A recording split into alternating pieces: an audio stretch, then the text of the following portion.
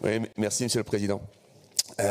Mes chers collègues, très heureux que l'on parle de sport au sein de cette Assemblée, parce que le sport, on le vit quand même à chaque session plénière.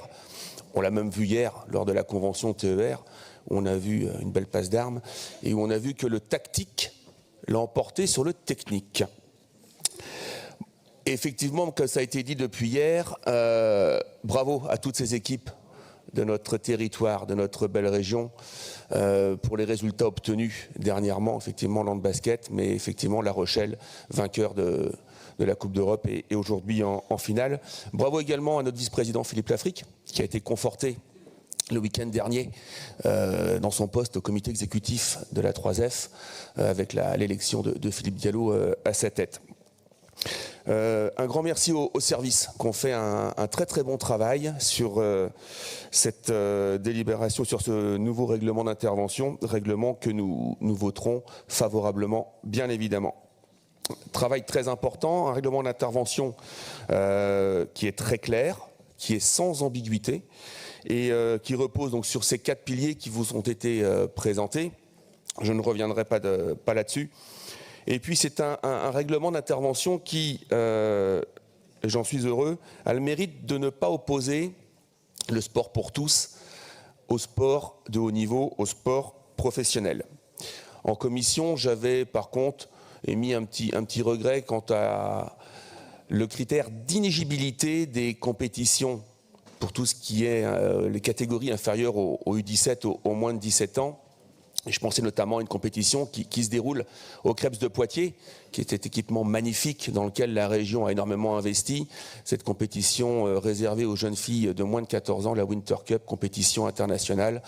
Alors on m'a indiqué qu'effectivement, ces compétitions des moins de 17 ans ne concernaient qu'une dizaine d'événements, ou un peu moins de 10. Bon, on aurait peut-être pu quand même les intégrer. Je m'étais étonné également de la référence à Néoterra. Mais j'ai été rassuré parce qu'on m'a dit que grâce à cela, on pourrait venir subventionner notamment tous les équipements, toutes les collectivités qui souhaiteraient passer en LED. Et je connais plus d'une commune qui vont, je pense, demander à ce qu'on regarde attentivement leur dossier pour qu'on puisse éventuellement venir les aider. Et puis j'ai vu également dans ce qui est arrivé sur nos tablettes qu'il y avait plusieurs amendements, dont un amendement, le numéro 2, je crois, déposé par le groupe des Verts, qui demande à ce qu'on donne la priorité au terrain naturel. Eh ben, je m'en réjouis. Parce qu'effectivement, il est quand même bien plus agréable de jouer sur des beaux terrains en herbe que sur du terrain synthétique. Mais je me permettrai de leur rappeler que pour que nous ayons de beaux terrains, ben, il faut les arroser quotidiennement. Et puis il faut y mettre certains engrais pour éviter les mauvaises herbes.